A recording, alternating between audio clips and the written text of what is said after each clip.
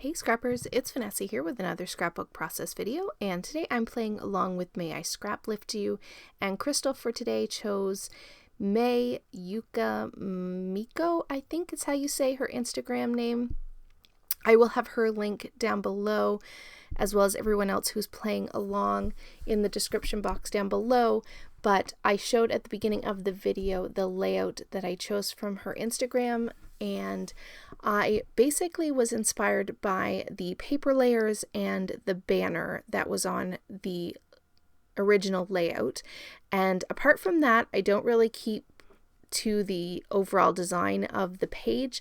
I just took from the layout itself, the banner, and then all of sort of the layered pattern papers.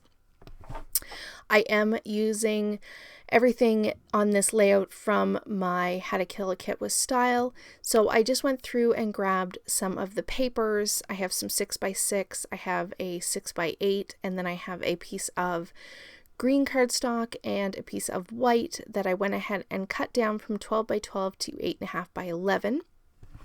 I decided to do an 8.5x11 for this photo.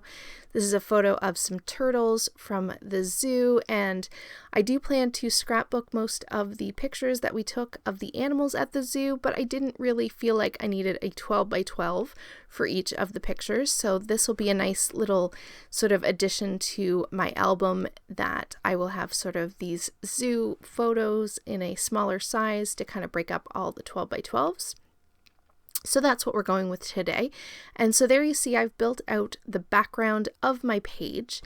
And now that I'm happy with all the layers, I did put a frame over top of the photo just to kind of keep the two turtles that are in the picture sort of in frame.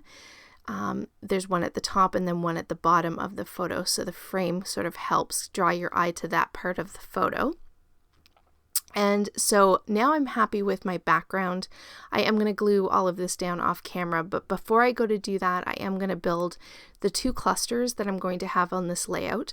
Now, because this is a smaller canvas that I'm playing on, with it being 8.5x11, I felt like two embellishment clusters would be plenty for this page, and going on a diagonal definitely helps to make the page feel full but not too overcrowded. So I am just taking some florals and some other ephemera pieces that I pulled from my How to Kill a Kit with Style for May, and I'm just going to go ahead and build out those two embellishment clusters, and then I'm going to go off camera and go ahead and glue all of this down so that you don't have to watch that part. So here is everything all laid down, and I did pop my photo up on some fun foam so it gives it a bit of dimension. I did feel like the white background needed at least some ink splatters, so I went ahead and added some speckled egg and some evergreen bough distress stain in some splatters in the background. That just helps the white cardstock to not feel quite so stark and white. Now to finish up the layout, I am just going to add some of these enamel stickers that I had left over from an older Maggie Holmes collection.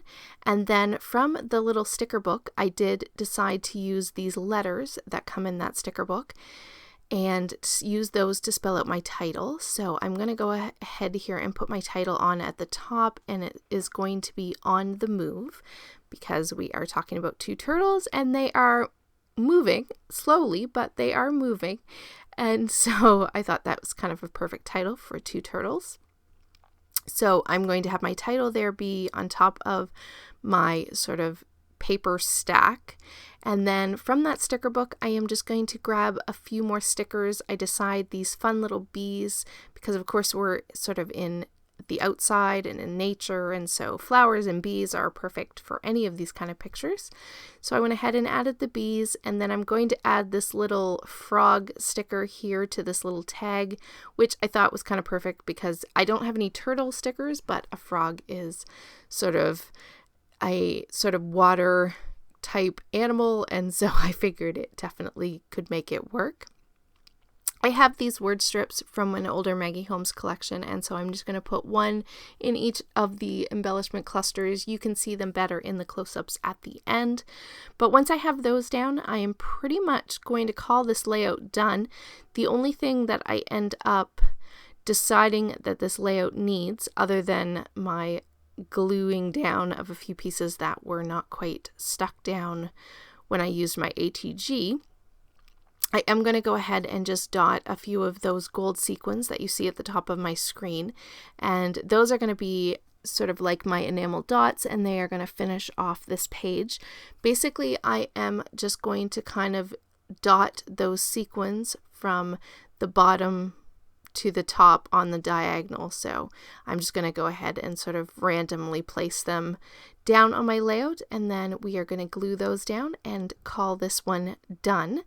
So like I said, I will have all of the links for everyone who's playing along, as well as May's Instagram link down below so you can check her out and see her beautiful work. And so the still photos will be coming up here in just a sec, and I actually think I leave on camera, so those of you who like to see people glue down sequins, I did leave this in. Normally I would cut this out, but I did grab my crystal katana and go ahead and glue down the sequins. That is sort of the perfect tool to pick up these sequins. It works perfectly. And there you have it. I have glued down the sequins. The still photos are coming up. And with that, guys, we are going to call this one done. So these are the photos. And guys, I will catch you on the next one. Have a great day, everybody. Bye-bye.